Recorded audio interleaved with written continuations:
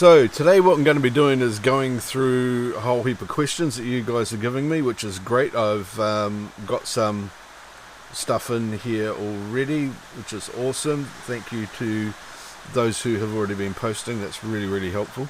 And then we're going to have a look at some pages and things from people. And okay, we'll start by having a look at some of the questions that have come up already. The first one that was on here from David Murring, he says, if you're about to start your first YouTube channel, this is a great question, is it a good idea to set up a separate Google, Gmail, etc. for that channel? It's not necessary to do that because of the way that they've got brand accounts sorted now in YouTube. It used to be a really good idea just to create a whole completely new separate account and everything for that. But now it doesn't matter so much, though there is one thing to keep in mind, is that if you think in the future you might want to hand that channel off and have somebody else run it or sell it, and I know there are people that start channels with this sort of thing in mind, then you may want to consider doing that. But generally speaking, it's fine just to run a channel straight off your existing account, but start a new brand channel. So if you've got a channel that you've been playing with for a while and you're just kicking off and you've decided that there's a new niche of stuff you want to get into, then it's a good idea to start a new channel for it. I don't know if you need to necessarily start a new Gmail account. On saying that, there's no harm in doing that. It just means you've got another email box to keep an eye on for when stuff's coming in. But that's okay. That's manageable. And yeah, if you think you're going to get big on it, then yeah, that can possibly be a good idea in the long run. It also depends on how you're kind of dealing with the branding as well, and how you want to keep it separate to yourself or not. Whether you're actually creating another brand. Wayne, Mr. Watch with Wayne, how are you, sir? Do you create a whole new Gmail setup for a new YouTube channel? It's not a bad idea. I'm just sort of pondering it while I'm talking about it. It's not the worst idea in the world, that's for sure. It will give you a bit more to manage, but it might make it easier to manage later on. Hey, thank you very much, Wayne. Really appreciate that, brother.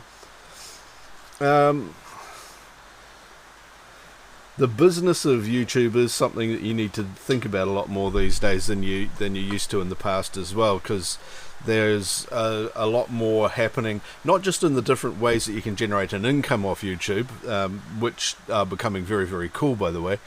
There's a lot of stuff you can do these days, from merch to affiliate accounts to brand deals, and actually there's so many things that you can do to monetize an account. You can do the whole super chats and memberships and this sort of thing. A lot of people are running live streams because they're a good income earner, and yeah, there's so much you can do. But there's also a lot happening in the realms of people sending you gear to review, and tax laws and everything coming around that. So maybe it's not a bad idea to separate that sort of thing out further if you're looking at creating a channel as a business, which is not a bad thing to do. Even if you're not sure and you might be turning it into a full-time business later, then keeping that separate for tax purposes and that sort of thing is a real consideration, even if you're not involved in that right now. Yeah, that could be quite a consideration later on. So yeah, thanks for that question, David. It's opens up a whole pile of stuff that people really should be thinking about when setting this sort of thing up. Australian Outdoor Man put up a question before. Tim, I have been approached by a few companies now willing to give me free products for reviews. The only problem is they pretty much give me a must-say script. That's an interesting one. If somebody was offering me a product and had a must-say script in it, I would have a look at that script. If it concurred with what I am going to be saying about the product, then that's fine. If it prohibits you from having an opinion, if it forces you to express an opinion that is completely contrary to what your own opinion is of a product, then I would say, hey, look, I would love to do it, but yeah, if it's something you really want and you want to tell a dirty white lie, then that's fine. I personally wouldn't do that, but you know, some shit's really nice stuff to have. And I have to say, yeah, I've had a few companies turn up now and have been offering me stuff to do reviews on as well. One of the great ones I've had recently is from Hollyview, Hollyland, who do the Mars 400 Pro wireless sender receiver for video. That's a great piece of kit. I didn't have a must-say script. They just wanted me to do a review on it. When you get something like that, especially when you're starting out, I do recommend that you do 2, 3, 4, half a dozen videos on it. There's a couple of good reasons for that. One is if you've got multiple videos on a subject, then YouTube notices that and sort of starts to see you as a bit of an authority on it.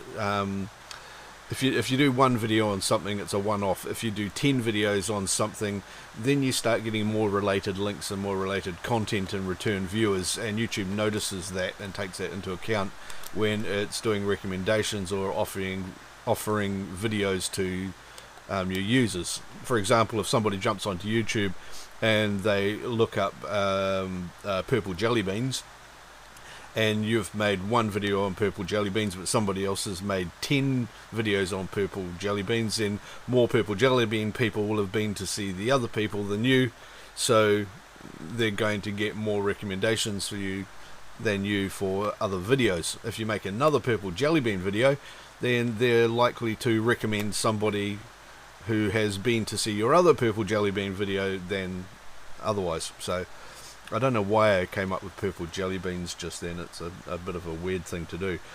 But as for the free products to review, there's a lot of that sort of happening at the moment, and I think you notice that the first tranche of them sort of start when you hit that 5k subs. There's nothing on YouTube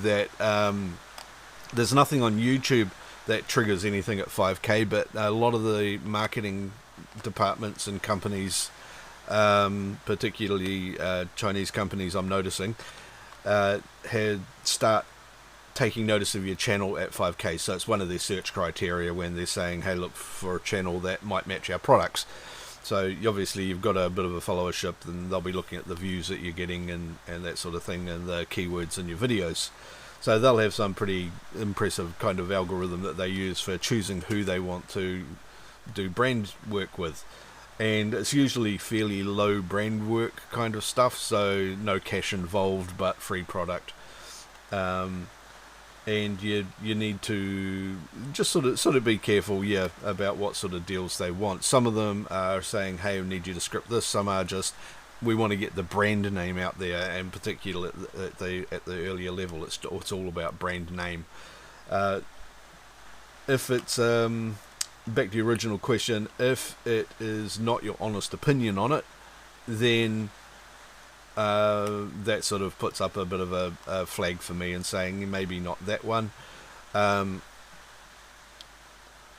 yeah, it is great to see these companies that are actually doing this.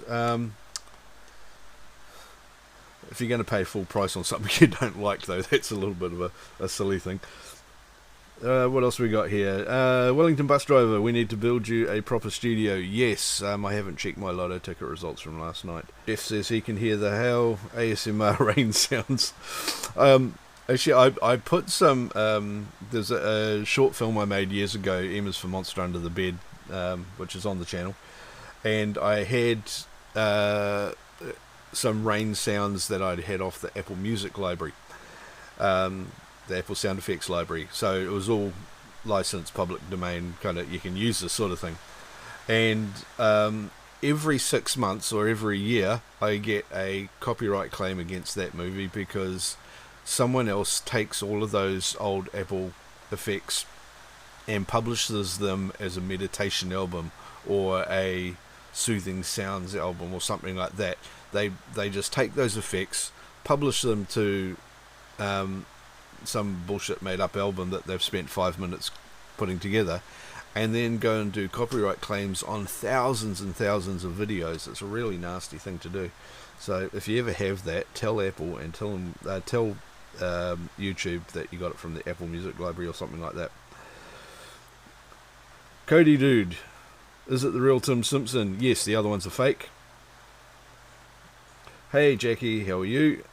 I'm just catching up on the chat here quickly. Can I explain more about keywords, where to use them, and how they are? Is that recognised or reorganised? I think that's a bit of a word, like taking swag and poggers and turning it into swoggers. Swoggers is a cool word, by the way. Hey, Gormilk.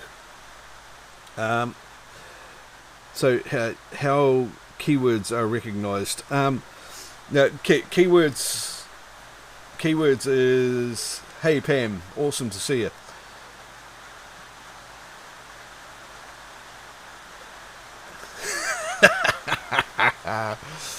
Yeah, I'm gonna get out some merch soon, and a lot of it's going to have the word swoggers on it. Just letting you guys know. If you want to know what swoggers mean, we will. Yeah, I'll do a whole video about swoggers. But if you know what swoggers is, then you're swoggers. If you don't know, then you're not swoggers. That's basically it. Anyway, keywords on videos. Here comes that rain again. Now, I hope it's not too annoying. I've got the microphone pointed down, so it shouldn't pick much of it up.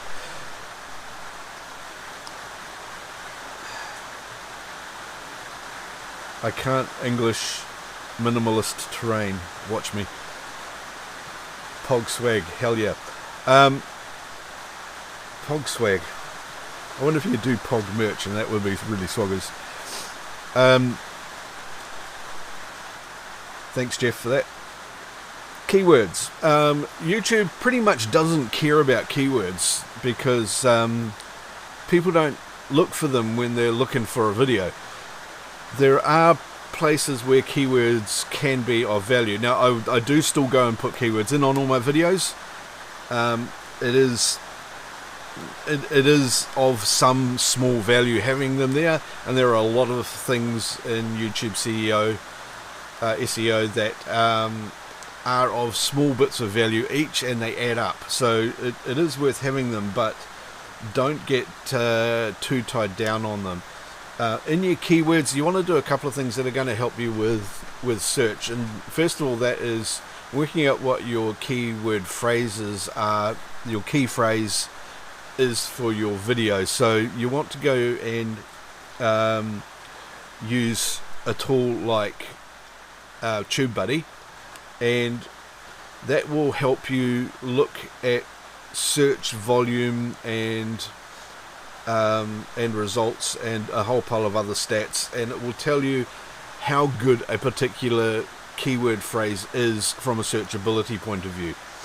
And then it will help you take that keyword phrase and build a title and a description and that sort of thing, and also some actual keywords that you put into your video to help you get search.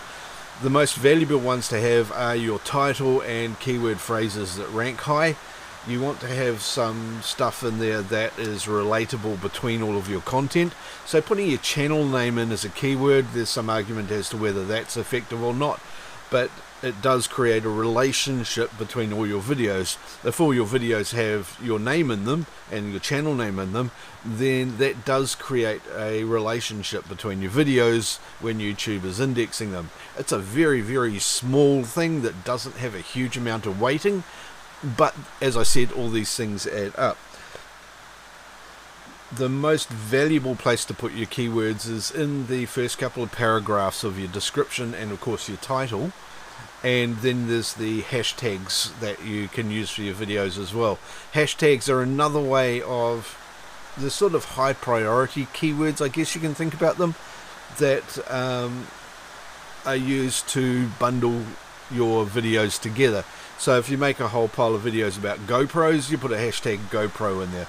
If you're making a whole pile of videos about lenses, you might put lens in there, or a brand name in there if you're doing a whole pile of DJI stuff, or a whole pile of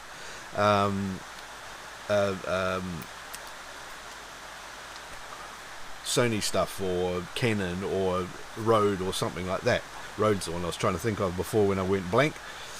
The more of these things you put into various places, then the greater the number of relationships that get built between your pieces of content. So that when somebody comes and watches one of your videos and it's got all of those relationships built up, the next video that they get recommended is more likely to be another one of yours.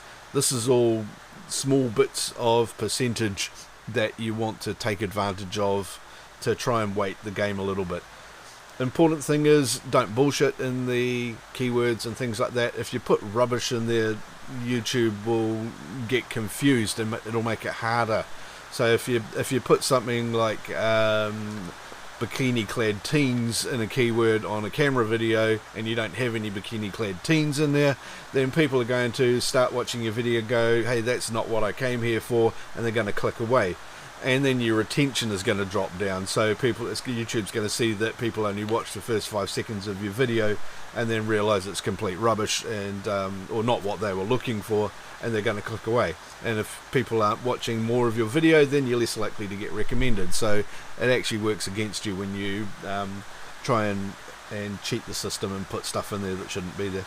Wellington bus driver, Shane, yeah, a must-say script basically is a paid advertisement, so as opposed to an opinion piece, which is an interesting way of looking at it. You could say, hey, look, this is an advert for certain thing, as long as you declare that that is an ad that you're doing, or being sponsored by this product and here's their blurb, then that's okay. If as long as you're declaring it as the company's advert and things like that, then people can't confuse it with your opinion, and then I guess there's no harm in giving your own opinion about that product afterwards or in another video as well. That is another way of doing it. DJI Pocket 2, is it better for vlogging? Short answer to that is yes, that is an incredible camera for vlogging. I've had a quick look at one and I want to get one of those, but I haven't got one yet. I've got the Osmo Pocket, the first Osmo Pocket, and I use that a lot. It's literally something I shove in my pocket every time I go out and take it with me.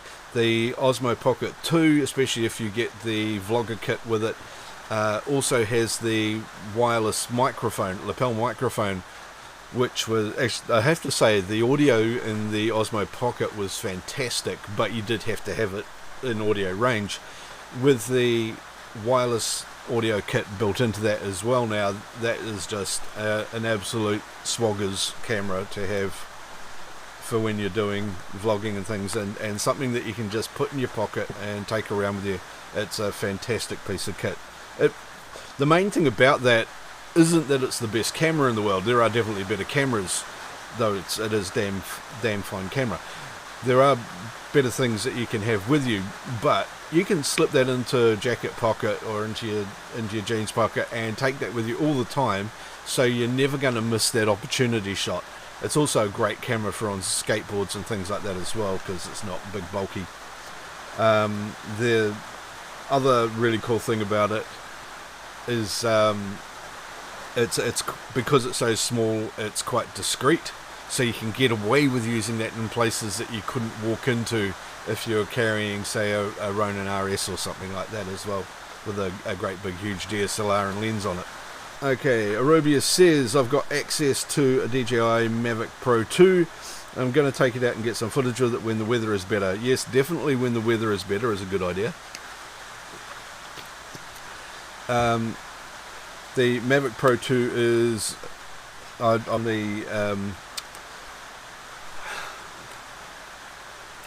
the other one, the Phantom 4, and I love that one.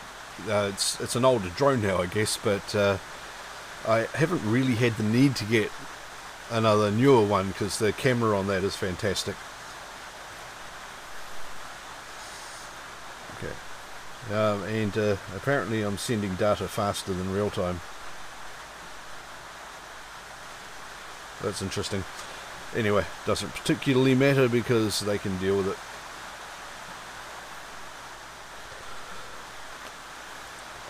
Angelo, I'm not sure how to pronounce MSRK. I'm guessing that's actually an acronym. Watching from the Philippines. Great to see you here. Not enough holidays. Hey Danny, how are you? No, this is much tidier than the rest of my home at the moment, I have to say. Let's have a look here. The camera on the on all the DJI drones is fantastic. Mark Angelo, was it? Mark spelt with an S. Okay. Thank you very much for inviting other people. Oh yeah, one other thing I was going to say about keywords, that's right. A really good use of keywords, and probably one of the most practical uses, is misspellings of things. So if you've got a keyword phrase that has a brand name or a word in it that is commonly misspelt, then having variants of that, of your title or keyword in the keywords is with the misspellings, helps people who type it wrong into search get linked up with your video. So it's maybe if you're doing something about music or lens, lens is a good one. Some people spell lenses with LENS apostrophe S instead of ES. Some people type LENSE for lens instead of just LENS. I hate it when that does, when people do that. But if you use that misspelling in your keywords as something in there to match more search results against, then you can actually get more views in there. That one with spelling lens with an extra E on it, though, please never do that one. It drives me nuts. Okay, what else have we got here? Content is more on music. I want to avoid CPR. Oh, okay. You want to, by that, do you want to avoid copyright claims on that one? Music is a really tough one when it comes to making YouTube videos, because it is the primary thing that is indexed for search results. If you're doing reviews on music, then you're just going to get copyright claimed. There's not a lot you're going to be able to do about it, which is why a lot of people sort of stay away from it. There are a few people I know who have sort of started their channels by reacting to music and reviewing music and trying to review albums, and inevitably, if you're putting clips of that music in even just a few seconds, then you're going to get stung with copyright claims. There's not really a lot you can do. A lot of people talk about fair use policy kind of thing, which is actually a bit of an urban myth. Fair use policies, fair use of copyright material doesn't exist in most countries. There are some states and countries where you can use a piece of music or a bit of footage out of a film or a TV show or something like that when you're reviewing it, but more often than not, it's not true for most regions in the world. To be completely honest, I really wanted to start up a YouTube channel years ago, which was reviewing classic albums. I've got quite a stack of vinyl here, and I've got some other friends. Not Enough Holidays has got a huge stack of vinyl, and it would be absolutely awesome if we could sit down and go through these albums and talk to people about them and get opinions and that sort of stuff. But you'd never make any money off it, because not off AdSense. I should clarify that one. Yes, and they will always claim it. That's exactly it. So you're not going to get a lot of AdSense revenue off that kind of thing. If you build a channel like that up, you might be able to get a lot of revenue from it by using Amazon links or affiliate links to things, so that you can refer people to buying an album, and then you get revenue off that. You might also be able to pull some merch or run live streams where you're talking about music. If you're doing too much of that though, and I have seen that it's not as common as putting a copyright claim on, but streams and channels that have had copyright strikes against them because of doing stuff which you'd think would be okay, but it's not. You're probably best avoiding that whole music thing on YouTube, sadly. One thing that I've asked about a number of times and never really got a response on was, how can I use copyright music in a video? And we get this with the fight videos I do. I've got a channel where we go and film MMA and Muay Thai and boxing, and we post the fights up. And early on, before all of the copyright claims became such a big deal, we had the walk-in music and the bits of music that were running between the fights. Now, we licensed that music, but there's nowhere for you to go on YouTube and say, proactively say, hey, I've licensed this music and I have the rights to use it.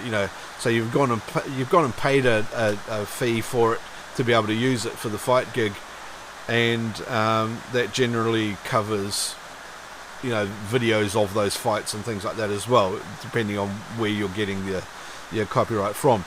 But there's no way on YouTube to proactively go and say, I've paid my 50 cents or $5 or whatever it is for the rights to use this piece of music. It's usually a fairly small amount, and based on audience sizes and the different online licensing as well. But you can't, there's no way to go and say, don't copyright me because I've already sorted it out. You should be able to go and pre-declare that one and post something from the copywriting company, but it's all a bit of a mess how that industry works. Neon, you're home. Awesome. You're not home very often, are you? How many weeks a year are you actually at home, Neon? Probably less and less over the next couple of years as you can travel more, I'm guessing. Australian Outdoor Man, thank you very, very much. I really appreciate that, mate. If you're not monetizing a channel, you can, and you're not worried about that, then you can get away with doing it a lot more, but you still could be, the copyright claim's not so much of a problem, but the copyright strikes start becoming a bit of an issue as well. What you could do is then use something like that, as you say, to Aerobius, just continuing on the monetization, not monetized yet, so not so worried about the copyright claims. Over time, you might start pivoting your channel a bit to cover a related but different topic, using the music reviews and reactions to grow your channel and build an audience, and then pivot that using that audience to move into something different. So instead of listening and reacting to music, you might start being able to go and get interviews with bands and turn it into more of an interview channel, something along those lines. So you're sort of staying within the niche, but pivoting into something that's a little more different once you've got a bit of an audience. If you can get like 3,000 or 4,000 subscribers, and then go along to a local gig and have a bit of a chat with the band, and do some interviews and things like that, then it's easier to get that sort of engagement with the people you want to interview if you've got some of that material up on your channel already. Let me have a look down here. Blocked in some countries. That just depends on who the copyright claimant is. They do slightly different things. From Singapore, awesome. My car's from Singapore. We get a lot of Jaguars imported into New Zealand from Singapore, which is cool. It seems to be that they've all got fairly low mileage in them too, which is largely, I think, because you can't really get that far in Singapore in a car before you end up in the water. Jelly asks, can I search keyword ukulele? I can indeed search a keyword ukulele. In fact, I can ukulele. Now, here's one of the first things that I tend to do when I'm looking something up. So, ukulele is just the word that was thrown at me just before. When you start searching in YouTube, the results that it's giving you down here are based on things that people are actually searching for now. So these are things that other people are actively searching for on YouTube. So you've got, just by typing in that one word, a whole pile of ideas for videos that you can run here. So ukulele tutorial, ukulele play along, ukulele tuner. These are videos that you could make about ukulele straight away without even thinking about it. So I need to figure something out here. Oh, never mind. So these are video ideas straight away that cost you nothing, and there you go. If you want to drill into that a little bit more, here's a really cool trick that I got off one of the Brian Johnson sites as soon as my little beach ball stops spinning.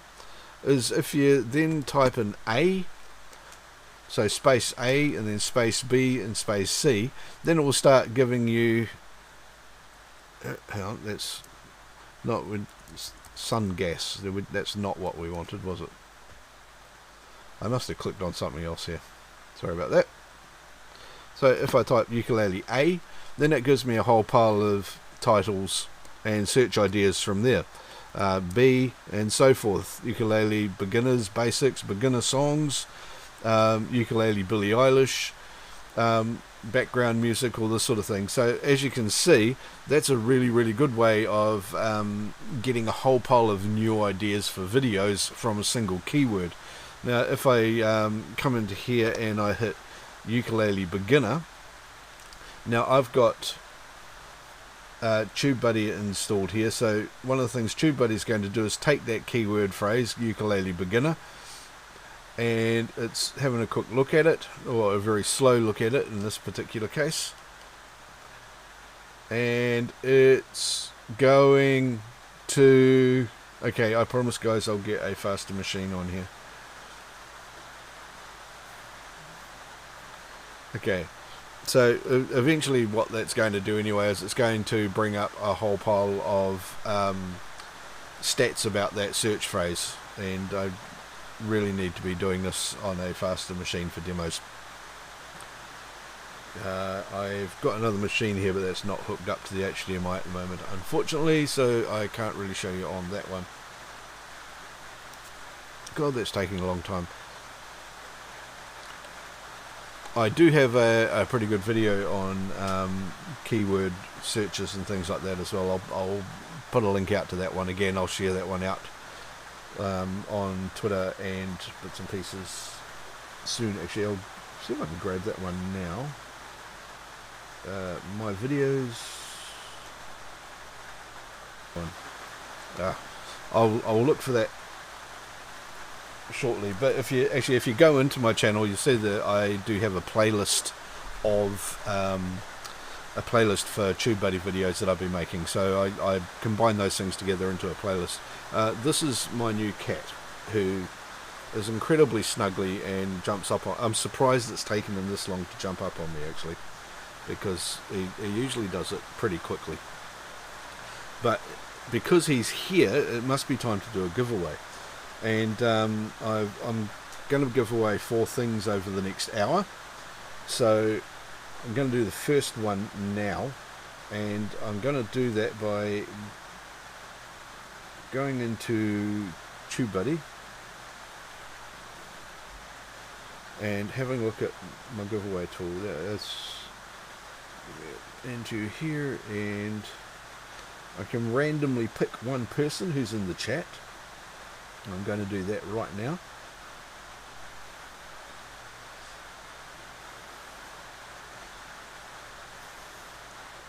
Okay, so I'm just letting that randomly pick something. And we've got Jerry's Passion has come up. Okay, Jerry's Passion. I'm going to be sending you a copy of a book published by Daryl Eves called The YouTube Formula. So I will get some information off you after the stream, and we'll get a copy of that book sent out to you. Okay, I'm going to do another giveaway for something else in about 15-20 minutes, so stick around. And my cat is going to help me pick something. I might let Mars here. This is Mars, by the way, and I'm going to let him pick something coming up soon. Okay, let me have a look here. Now, I've got a question here from Devang. Can you please suggest how to increase audio volume for any video? I record content using the Osmo Pocket and I use iMovie. Even if I make the audio 400%, it's still not good. Okay, are you using the Osmo Pocket 1 or the Osmo Pocket 2?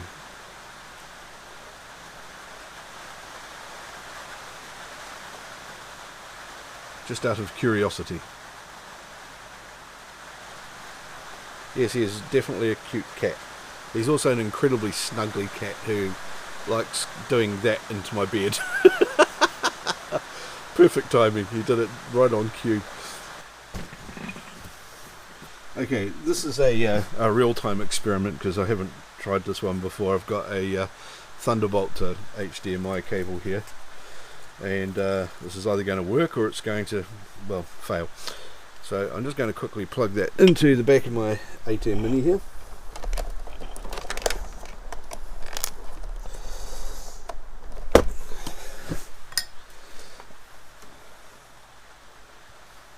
Okay. I need to plug that into the Thunderbolt port. Hope this works. It'll either work or, well, it won't. So.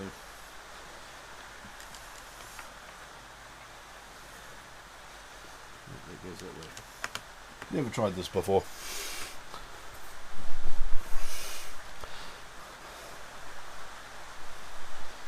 Okay, and that should be going into one of those.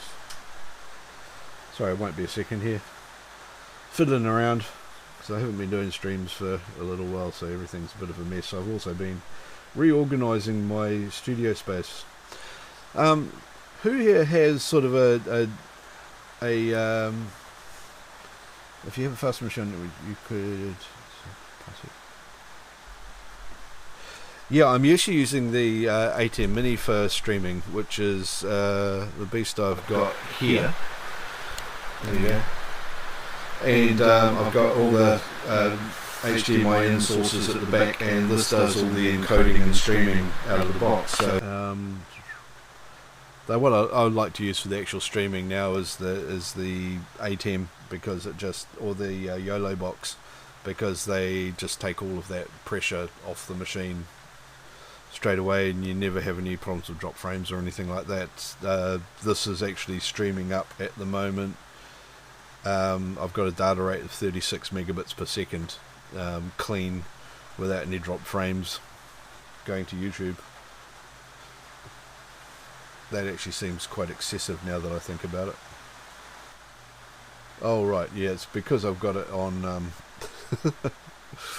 the ATEM software baffed on me earlier when I was first setting it up, because it's been sitting here idle for a few weeks, and I didn't notice that I have it on Hyperdeck High, so it's about 10 times the data rate up to YouTube than it really needs. That's why it was telling me before that I was higher than the recommended bit rate. Anyway, yeah, no, that's my bad. I wonder if I could pause that and stop. I'm just going to drop off air for a second without ending the stream so I can lower that bit rate. Won't be a second. Okay, so if you've ever wondered whether you can stop streaming from an ATEM Mini and change settings and start it again, the answer is yes, you can. Yeah, it is. Alright, here we go. Let's have a quick squiz at this. All right, here's the Keyword Explorer, and we're going to have a look at ukulele in here. Now, as you can see, when this pops up, it says ukulele search volume. There's not a hell of a lot. It's excellent search volume, but there's a lot of competition. So it actually, yeah. So just searching for ukulele by itself, there's a lot of people searching for ukulele stuff, but there's a lot of ukulele results if you're just going to use that word. Which is why you want to then come and have a look at some of the other stuff we were talking about. So if you type ukulele A, and this gives you the same searches. So this is things that people are actually searching for. They're real search results right now. So if I go ukulele beginner lessons, there we go. That's a great one. So if you want to make videos on ukulele beginner lessons, then if you have a look at that, that's also doesn't have the same search volume, but doesn't have anywhere in as much competition. So you can see here that number of videos in the search results are 5 million. Number of searches, monthly searches, is 11.1 thousand. So it's not too bad. So you get 73 out of 100 search. So ukulele beginner lessons is a great keyword, a great title to work on. And as you can see down here, there's a whole pile of other suggested video tags and titles down here as well. So ukulele beginner lessons strumming, happy birthday, chords, Tagalog, if you wanted to do them in other languages. Other language videos are quite useful. That's a really good example here of how TubeBuddy in a few seconds can help you find some great titles and ideas for videos straight away. So if I click on that one there, it goes and looks that one up. Strumming lessons on a ukulele, you got to make that video. So if you've got a ukulele channel, then beginner lessons strumming, gold, absolute gold. Number of videos in the search results is 3.16 million, but there's a lot of people searching for it. So there you go. That's the kind of keyword that you can that's the kind of keyword that you can get really good value out of. The first Osmo Pocket, I take it you're talking about, or the original Osmo? I've got all of them. I love the Osmos. I just kept buying the bloody things, and the Osmo Mobile and the Osmo Pocket. I haven't got the Pocket 2. If you're having trouble with audio off the original Osmo, there's an audio port on that one that lets you. Woohoo! You definitely are my number one fan at the moment. Thank you, sir. There is an audio port on there that you can put a lapel mic into, or you can run something like the Rode,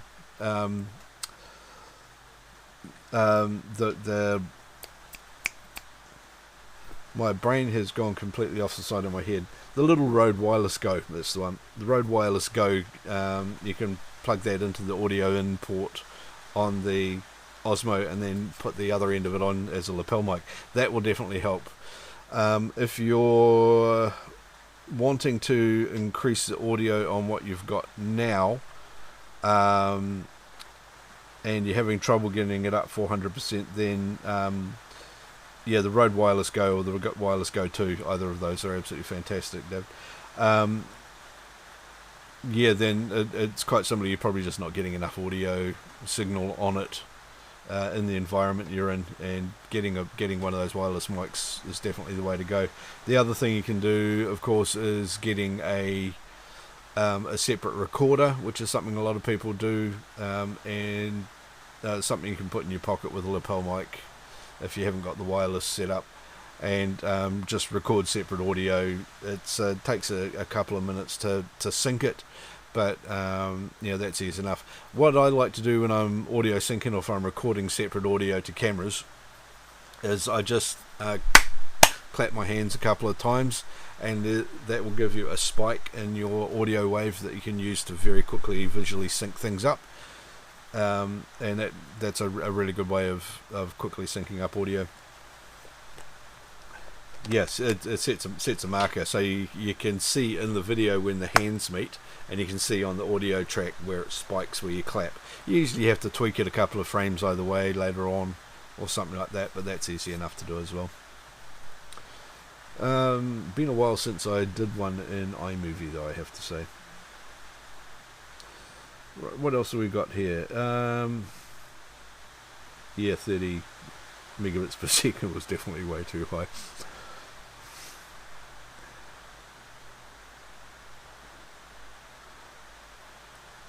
Okay, now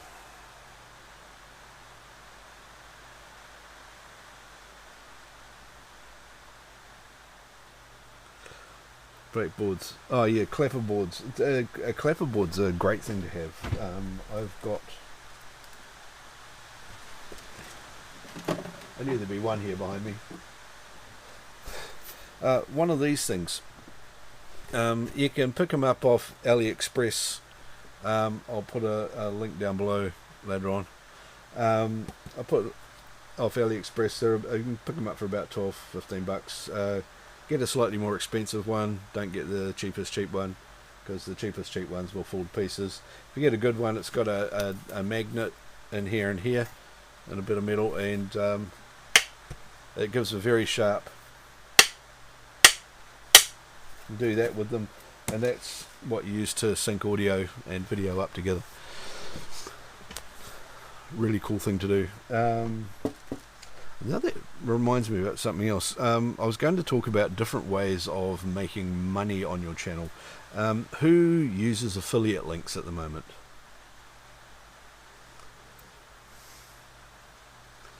Let me know in the chat if you use affiliate links, or anything like that, which sort of leads in from what was being chatted about before with being offered free things. I've had a few free things sent to me. I'll just quickly grab a couple of boxes here. This was basically one of the first ones I got. These guys sent me this thing here, and I've been doing a few videos on that. You'll be able to find them on my channel. This is a wireless sender receiver kit for video, and basically you plug the HDMI in out of your camera into that thing, and then you can have that thing up to, was it 250 or 400 meters away or something like that, and then take a receiver that has a HDMI out, and I can plug that straight into the ATEM, so I can get live video over a few hundred meters from my camera. Absolutely brilliant thing, and I've been using it a hell of a lot. And 8 channels, and you can have several of those running simultaneously, which is fantastic. And I'm going to be using that. Affiliate links are something where you have links in your video to things people can go and buy, and so links to Amazon and links to AliExpress, and then there are specific product ones like DJI do affiliate links. GoPro do them, but not very often. It's actually really hard to get on the GoPro one. But a lot of brands have affiliate links, and then when people click on the link in your video and go and buy something, then you get a cutback on what's sold. Amazon is one of the oldest ones doing that, and a really good return on them. So if you click on one of the Amazon links in the bottom of one of my videos and you go and buy something, then anything that you buy in that session that you're on Amazon, so one of my favorite examples is I have another website that I've got. I have some affiliate links on that go to books, and the books are selling for like $10, $15, $20 US, and I get a 2 to 5% cut on that. And so the link you click on has a code in it that relates back to my Amazon affiliate account. And I had somebody go and buy a couple of books off this website, but while they were on Amazon, they also went and bought a tractor and some other farm equipment. And so I also got a 5% cut of that, and I think I got about $3,000 or $4,000 US off that one book link. So definitely anyone on YouTube should definitely go and get an Amazon affiliate account. It's free to sign up. It's really easy to do. You've got to do some tax forms because of the international tax treaties and all that sort of thing. But that's a one-off thing. I think you need to renew those every couple of years. Pardon me, just getting a bit of a drink. But if you go to an affiliate link, and if you can then put them into the description of your videos, you'll see the Amazon short links that I've got in my videos. It's really easy to do,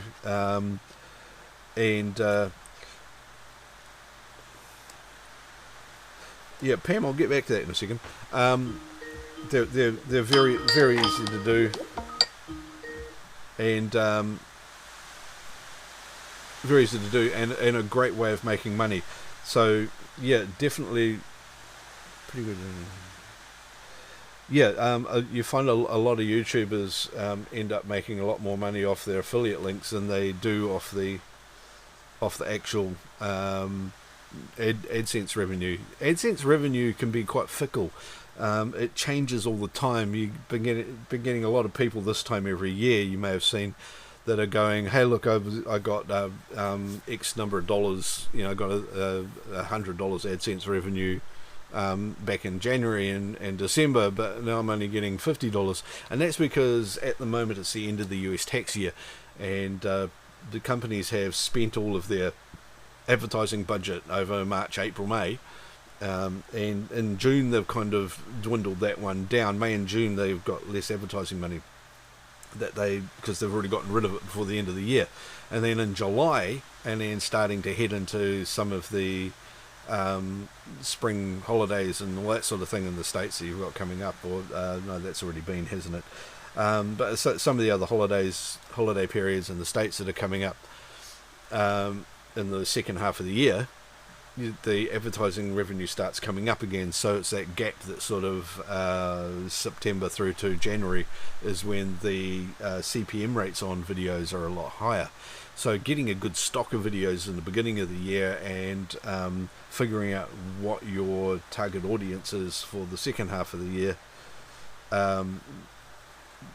then that can really feed into figuring out where you're going to be making more videos that have a higher CPM rate. You can see the CPM rate in your Google Analytics, by the way. That's really easy to go and do. Can I show you some of that on here? I'll just have a quick look. I'm going to get into here and show you some of my studio stuff. So get people going, oh, don't show everybody all of that stuff because they'll see all your secret shit, but I don't really care. So here we are. I've got 5375 subs at the moment. I'd like to say I don't care about subs, but I do. Everybody does. But don't try and get more subs to get more views. You get more views to get more subs. So don't consider the subs as a measure of success, not a driver of success. If don't go do dumb shit. So I'm not getting a lot of revenue off this at the moment. I have been getting up to $400 a month, but I've been a bit slack recently. It shows you your top videos and everything. But if you come into here, ooh, now look at this. We've got a new audience tab. Here we go. I like this stuff. Let's try that out. Let's go and try out their new audience tab. I wasn't expecting to be showing some new stuff on here. Actually, I'm just going to very quickly go into the ATEM software, palettes,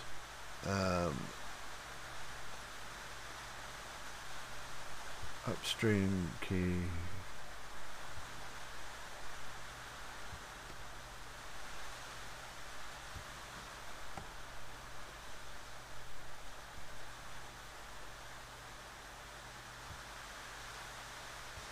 And I'm just going to see if that works for that. No, it's not working at the moment. God damn it. I'm having a brain fade on the whole picture-in-picture because I was messing around with it earlier and haven't got the right camera feeding into it at the moment. Okay. So here's the new audience tab. I like this. Ooh. Okay, publish time. It's good for getting initial audiences. So this is sort of showing the best time on days to publish your videos.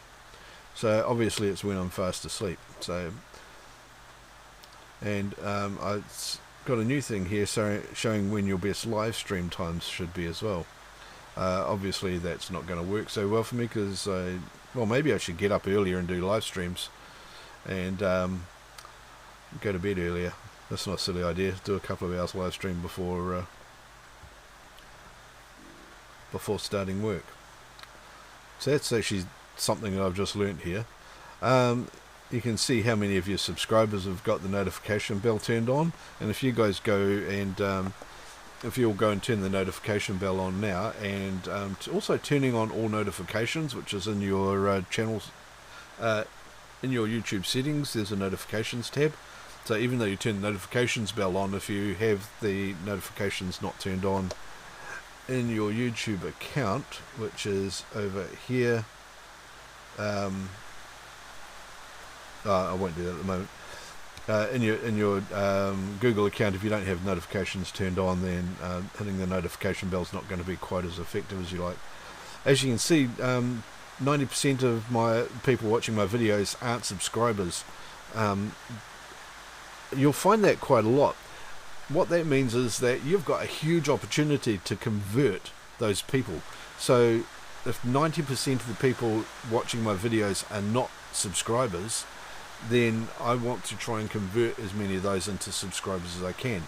The way to not do that is by putting a big feeder at the beginning of your video saying subscribe, subscribe, subscribe, because what you'll do when you do that is people will go away, they won't subscribe. You need to integrate messages to subscribe cleanly into your videos without harassing people to do it. If you go and watch PewDiePie and Mr. Beast, you see how they have very overt, loud subscribe messages, but they don't do it at the beginning of the video. They integrate it well in. Mr. Beast does the, by the way, if you want me to drop a ball on this guy's head, then hit the subscribe button.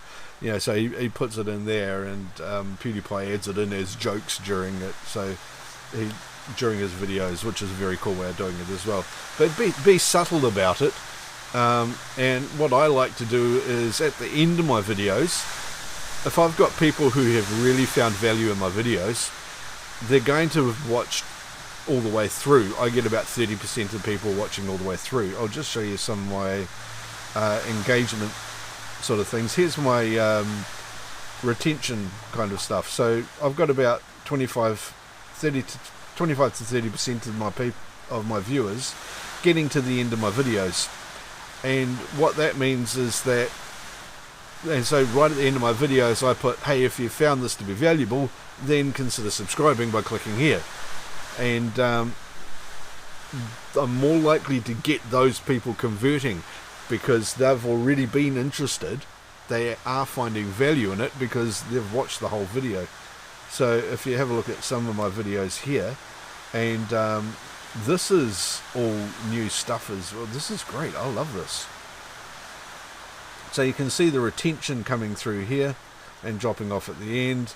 It's always worth coming and having a look at these things and seeing what's happening on your videos and why some of them are lower and where you get a drop off. This video here, there's something not quite right at the beginning of it because I've only got 2/3 of the audience there at 24 seconds. So you come back into your analytics and learn these things. Yeah. Hey, Christine, Lady Coach is here. Awesome. 70-30 to non-subs and subs. Yep. That's actually quite a high returning subscriber account, but when you're doing live streams, when you're doing a lot of live streams, that's going to happen. A lot of people are running streams where they're got a lot of link drop type streams, or they're in communities where people come along and or basically it's sub for sub kind of stuff, or support for support, and usually with a lot of really good intention. And here's my cat back again. Hello, Mars. Usually a lot of good intention, but a lot of that sort of behaviour and type of channel is against the YouTube terms and conditions, so eventually those subs will go away. Also, a lot of them are only subscribing to get a subscription, and they're not actually making any videos, you'll find a lot of the time. You can say hello to the people in the camera. You going to do that? No? You're just going to come up and cuddle me, are you? Okay. He does this. And they're not, you might get subscriptions, but a subscription is not a viewer, not necessarily a viewer. You might notice that you usually the number of views that you get on a video will be roughly around about 10% of the number of subscribers you've got. So if you've got 5,000 subscribers, you might end up getting 500 views on a video, but only 10% of those views are actually your subscribers. So what it actually works out is that 1% of your subscribers are actually likely to watch your videos, because it's only one of the many measures that YouTube uses to match your video up to a viewer. Oh, he's lovely, isn't he? When is Mars getting his own YouTube channel? Yeah, I'm working on that one. I got a whole pile of ideas. I think he really should. I reckon he's going to get more subs and views and better attention than me. Aren't you? Problem is, I don't know what age a cat can actually sign up on a channel for. We're going to create a Mars channel, aren't we? Yeah, you can't see all of the colour on camera. There's a bit of an iridescent blue in him as well that the camera sensor doesn't pick up. Yeah, he's definitely going to be famous. Yeah, go check out Ghoul Milk's channel as well, by the way. What's the time? And it's 1:24. It must be about time to give something away again. Can cats give informed consent? I have no idea. Probably. Yeah, feed me. Yeah. Time to give something away again. I've got a light here. I'm going to just go and quickly... Where did I put it? Where did I put this light? Right, here it is. It's the Wii light from Viltrox. This is I love this light. It's a little RGB light. And turn it up the right way. Let's go turn that on. And I've got this one here set to blue at the moment, but it's got a whole heap of different modes and settings and stuff. It's a full RGB panel, and you can change the color on them. I'm just going to flip that through a couple of other modes. It's got some different sort of party mode things on here. It's a lightning simulator, good old police car kind of scene thing, but in general it's also just got a really good clean daylight light on it. And I'm going to give away 2 of these in the next half hour, so I'm just going to randomly pick somebody now for one of these things as well. Riding the skateboard, hell yeah. I've got you see that one back here, can you? That's a new skateboard, the Mavic 1. I'll show you that, a link to that one shortly. Pull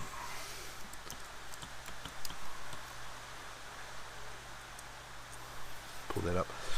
So let's choose somebody out for one of these lights here. Okay, I'm just going to go and grab who's currently in the chat tool and see who's going to get one of these lights. Okay, I would show you the random choosy thingy, except I don't have that. Hooked up to an HDMI source at the moment. I will get that running properly later. Okay, I'm going to give away 2 of these lights. I'll pick 2 people out. Okay, the first one here I've picked out is Lady Coach, and I'll just run the second random user selector thingy. And the second one here is going to Pam I Am. Pam I Am. Oh, yep. Okay, awesome. Somebody who wants to know whether cats can give informed consent is definitely a viable person. Okay, so I will get these sent out to you two, and I'm going to give away one more thing in about, how are we going for time? In about 15 minutes. I've got one more giveaway to do. So, Lady Coach and Pam I Am, I will be getting one of these sent out to each of you guys.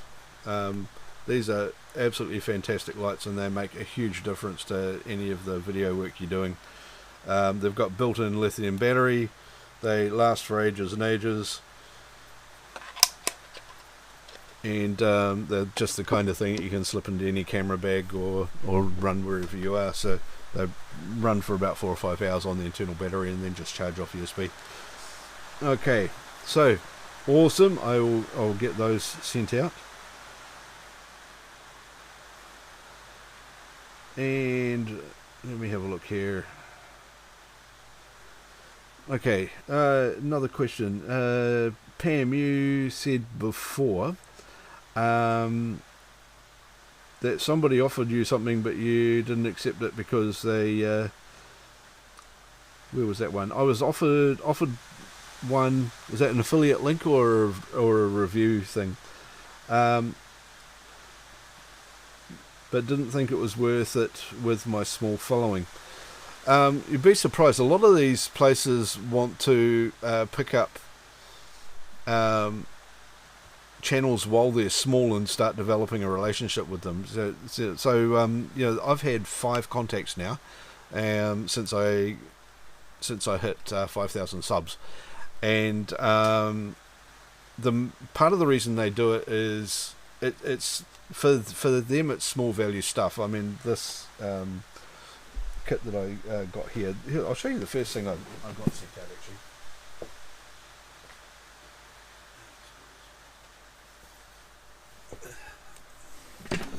This thing here is absolutely fantastic, and it's a company called YOLO Live, and they make this thing called the YOLO box. It's their first product, so it's a fairly new company.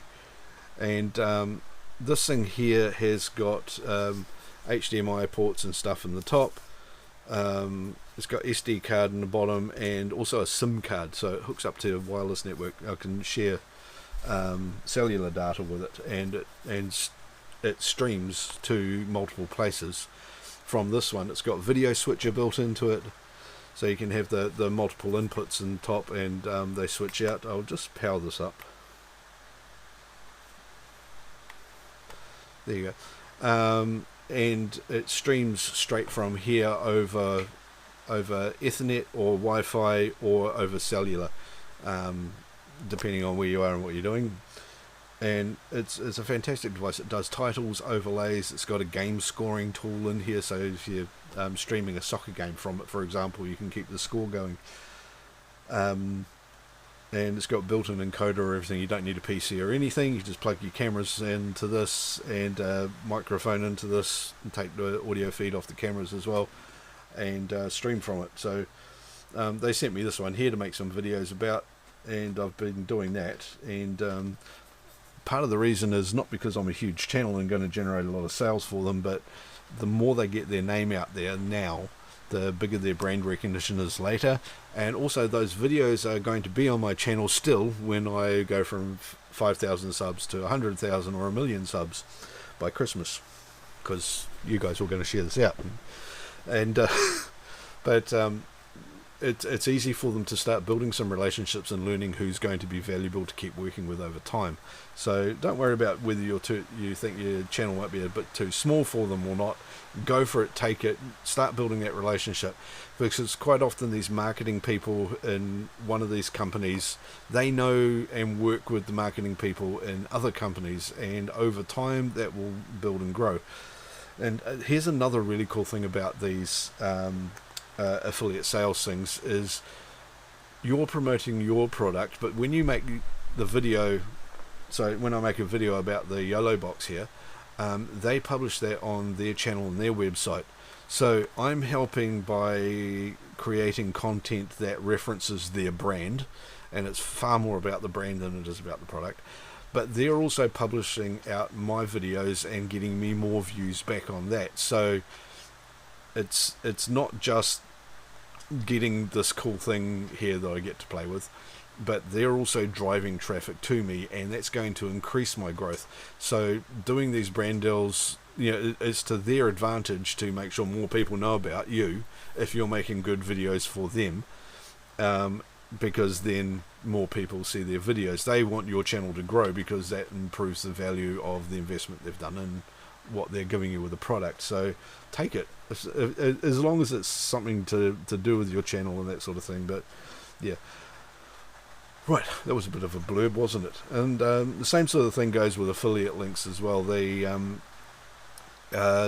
more you are using the affiliate links, the more linkages you're going to get, and especially if you're reviewing the products that the links come to, then you've got more references and more cross linkage between videos and things, and then your videos are more likely to be recommended, etc. Can I have one camera? And don't have one camera, get lots of cameras. I don't give away any cameras, not at the moment. Maybe later on I'll get some cameras to give away, but as it stands at the moment, no, I keep all my cameras. I'll show you something really neat actually. My first ever camera was this thing here. It's a little Hanamax 110mm cartridge camera where you get a film cartridge. You probably can't get them anymore. You put it into the back of your hair, close it up, and take photos. That's all it does. But something that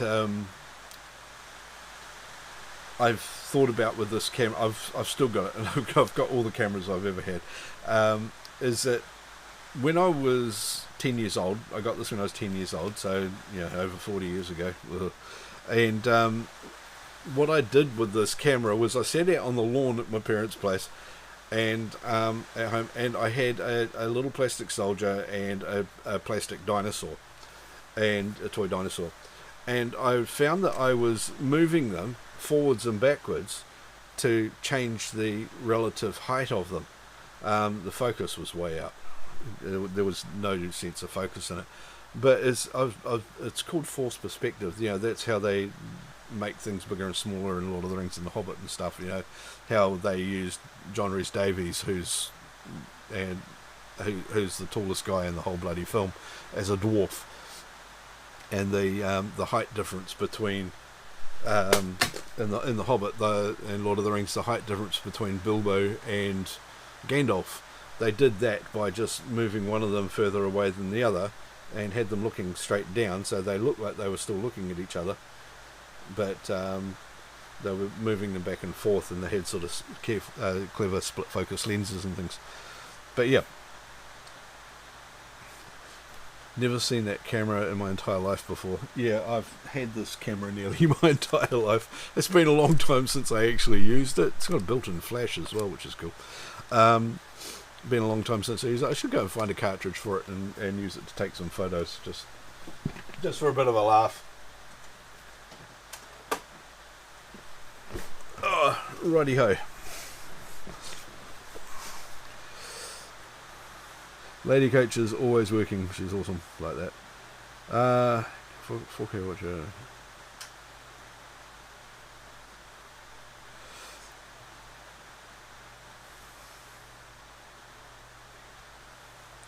Yeah, Neon, doing some live streams with some of the things that you're doing would be quite cool, but I would recommend do walk around live streams in some of the locations you're going to.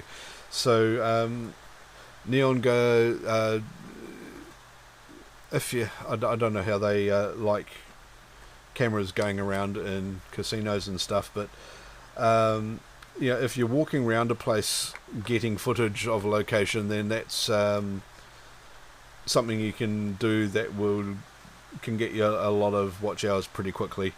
What I don't recommend doing is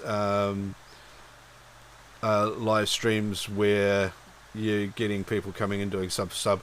Definitely do not, please everybody, do not do silent live streams. And if you're doing any of these sort of support streams, I know a few people on here do that, where they're getting people in and go and help each other out and go and sub and stuff like that. Please stop doing those. YouTube is cracking down on them real hard at the moment, and you can get demonetized and you can lose your channel if you're doing that.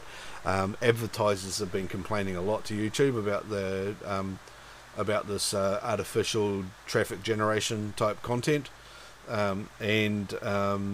You do not want to get into that, and if you've been doing that even with the best intentions, now's a good time to stop doing that and move away from it.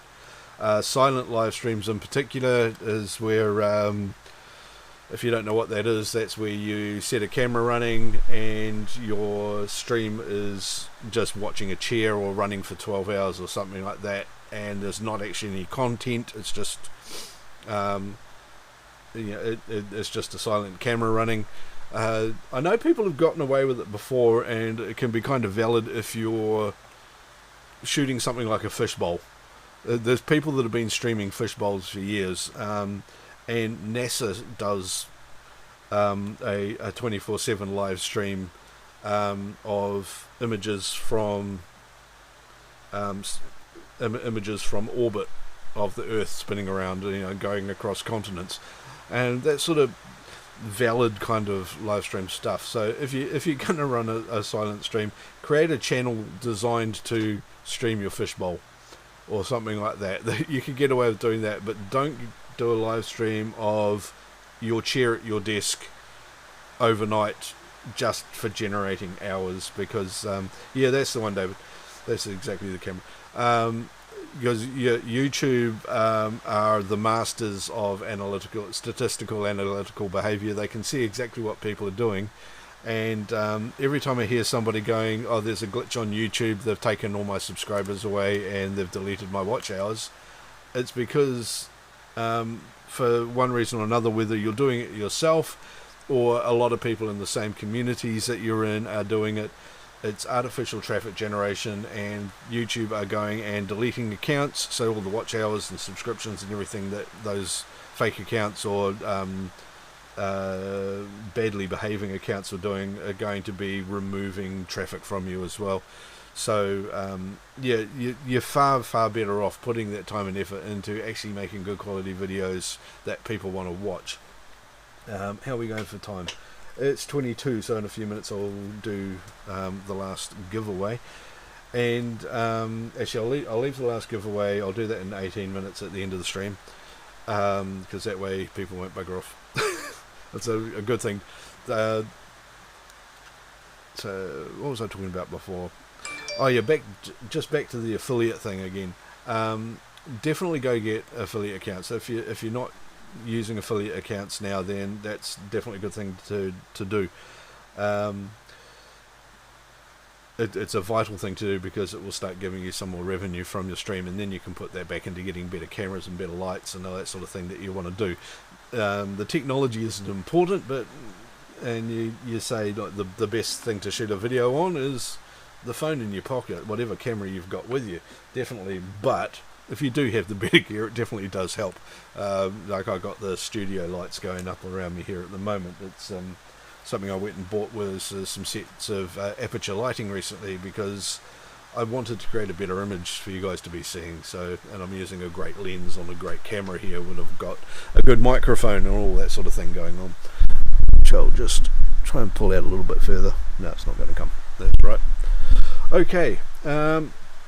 Yes, walk and explore videos. That's exactly the ones, Neon. So go do that kind of live stream, and that are actually going to engage people into doing some cool stuff. And one of my favourite small YouTubers, or smallish, he's got a really good following actually. But he sometimes puts up half a dozen videos a day. They're not the world's most amazing videos, but he gets some really good hits and misses on it. But one thing he used to do was he travelled around the States quite a bit with his job. It's Fishy Comics, by the way, is the channel. And he travelled around the States quite a bit and was doing live streams. And I distinctly remember, because it's one of the best YouTube experiences I've had, was that he stopped off he would stop off at locations and just go and have a bit of an explore with them. It was kind of ad hoc, so it wasn't really planned, so there weren't a lot of people watching. But he'd be going somewhere and exploring around, and because it had the live chat, it was like watching a documentary on a location or on a place. And because he had the live chat, it was kind of like interactive TV. You know, he was walking around, he was telling us what was there, reading the plaques at this place. I think it was an old windmill or an old wheat mill or something like that had been sort of restored or kept up as a historic place. And it was great because I could type into the chat and say, you know, hey fish, what's that over there? And how often in a historic places documentary do you get to tell the guy holding the camera to go and check something out? And that just sort of struck me as being absolutely phenomenal thing that you can do on YouTube. So back to that whole walk and explore thing, there's Lady Coach. I'm going to just give Lady Coach mod here. Christine, can you put a link up to Manny's channel on there?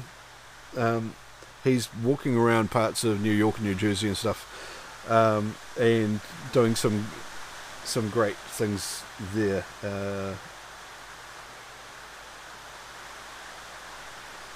And I want to see Jerry as well. This is a challenge for you, Jerry. Jerry's Exploring Jerry's Passion. He's got 2 channels. To actually go out and do more walk and explore videos. You know, go to specific locations at specific times and do that kind of thing. And go and check out some of the others that were doing it. It's one of the things Casey Neistat did as well, though not as overtly. It was part of what he was doing, was going around to different places. And there's Corey Jensen as well, was another New Yorker who was doing the walk and explore. Yeah, a lot of Central Park and you know, just going and finding iconic locations, and also some slightly out of the way locations. Yeah, so affiliate links. Who would like it if I put together a video that showed how to hook yourself up with some of the sort of, say, half dozen most popular ways of making money on YouTube? So affiliate links, merchandise as well. You don't have to be a big channel to do merch. Ghoul Milk on here is currently helping me sort out some merch designs, which I'm going to try and have up over the next week. So if I do another one of these next weekend, then we'll have that there as well. Daughter too old for Instagram.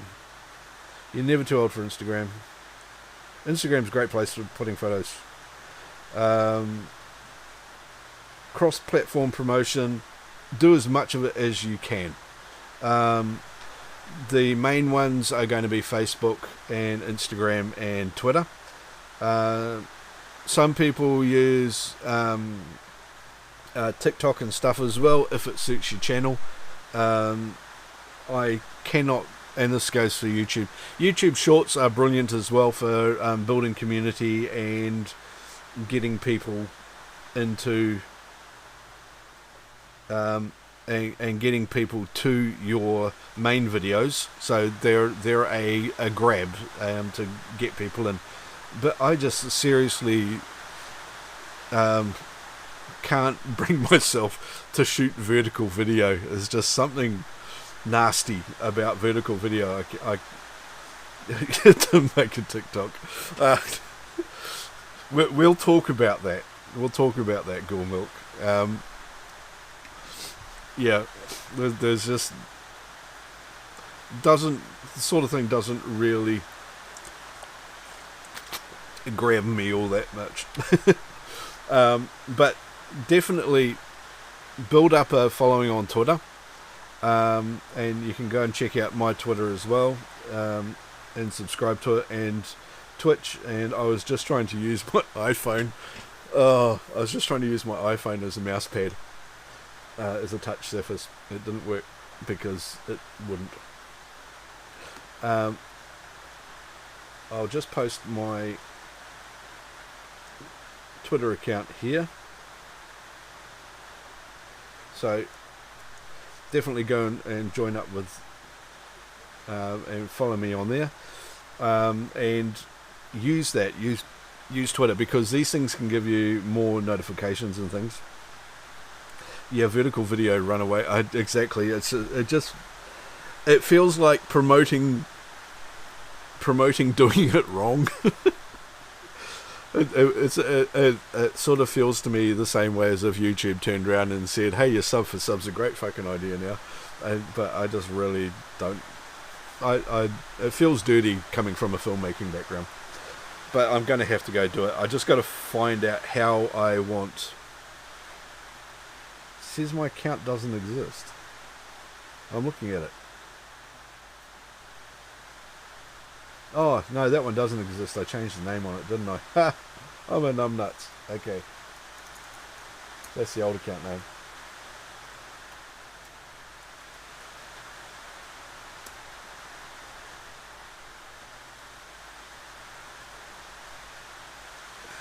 Won't be a second.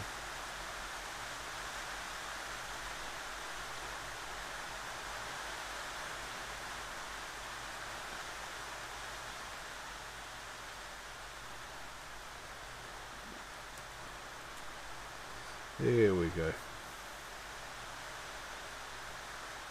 Yeah, that was classic. I changed it to that because I wasn't using it as Nitro Film, which is my film company. But there you go. Yeah, Pam, Jerry meet each other. Good thing there. Pam's a friend from New Zealand as well. Jerry's in Manila and does all sorts of interesting things.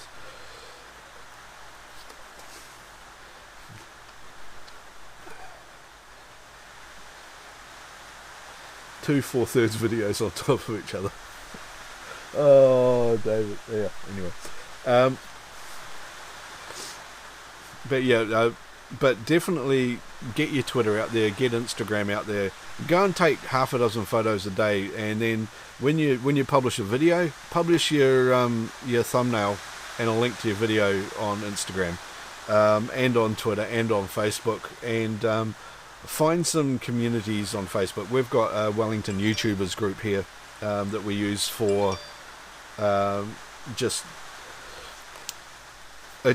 we definitely don't sub for sub. What we do is we do share each other's videos.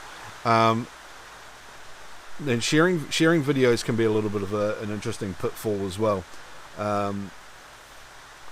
If you're sharing videos out with people, you could be getting the wrong audience watching your videos, and that can damage YouTube's ability to hook your videos up with the right audience. So if you make a video on let me come up with something interesting. If you're making a video on a lens, so I pick one of my lenses up here and I decide I'm going to make a video on that lens, and then I go and I share that out on all sorts of places, and I get all of my friends and family, and we've all done this. We all do this to get those initial views up. And I go and get your mother. I go and get my mother to watch it. Okay, that's a bad example at the moment. For those who don't know, my mother died a couple of months ago.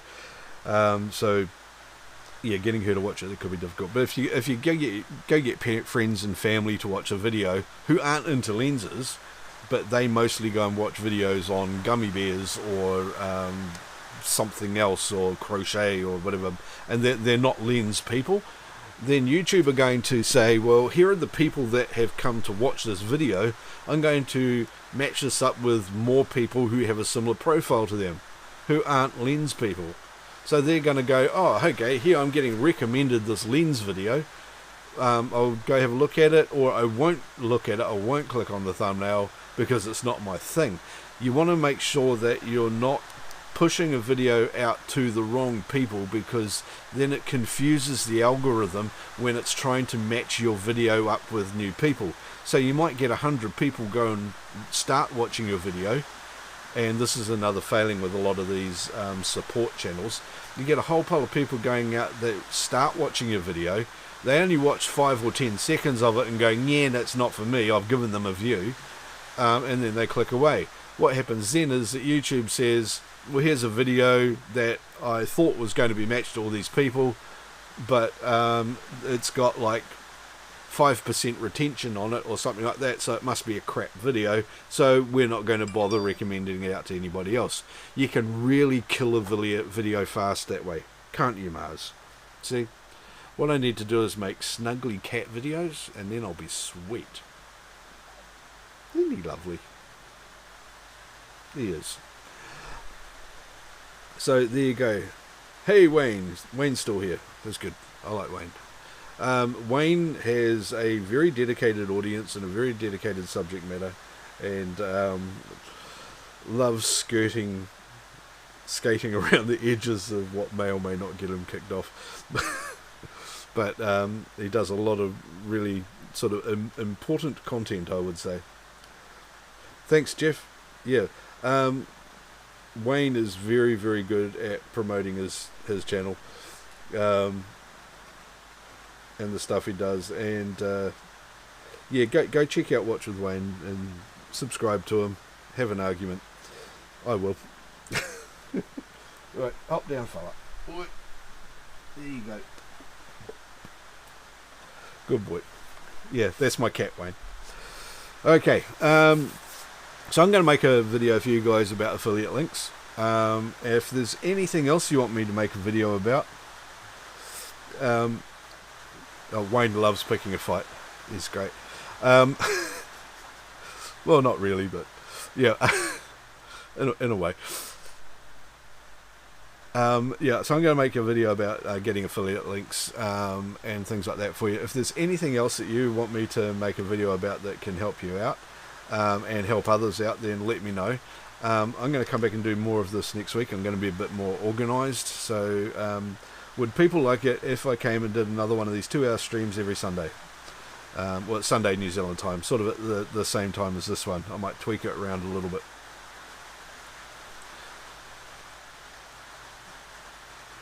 Wayne's got a few channels, by the way, so go and sub to all of them. And if it's go and have a no, what I'm going to say is go and have a look at each other's channels. If it's the type of thing that you're into, then subscribe to it. Thank you, Wayne. Really appreciate that. Then subscribe to it.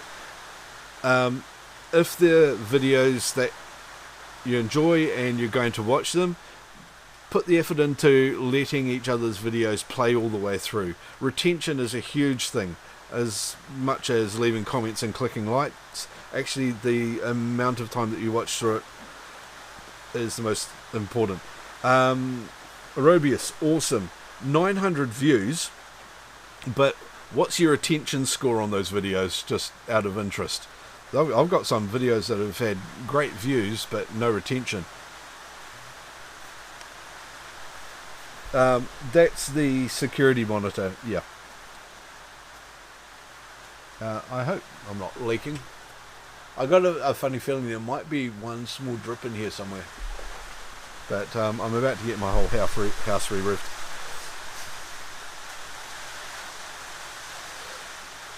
Wellington bus driver, that is a fantastic thing to hear. I know that you're going to be coming in borrowing some camera gear to shoot it with. Or yeah, you can, definitely. So yeah, I'm going to do that video about affiliate links and helping you guys get some more stuff. I'm going to be getting some merch up and going to encourage the rest of you to put merch up as well. The place I've been looking at is Swag Junkies, if you're interested, because they seem to be Unlike a lot of places that only manufacture in one centre and then ship out internationally, Swag Junkies seem to be setting up manufacturing in several locations around the world, so their shipping is a lot cheaper. It's one of the biggest problems. One of their biggest problems with merch is that the shipping costs tend to cost more than the items. What am I streaming on now? I'm using this thing here, Wayne. It's the A10 Mini Extreme, and that's doing everything. The camera I'm using is a Sony a7 II with a Sony zoom lens on it.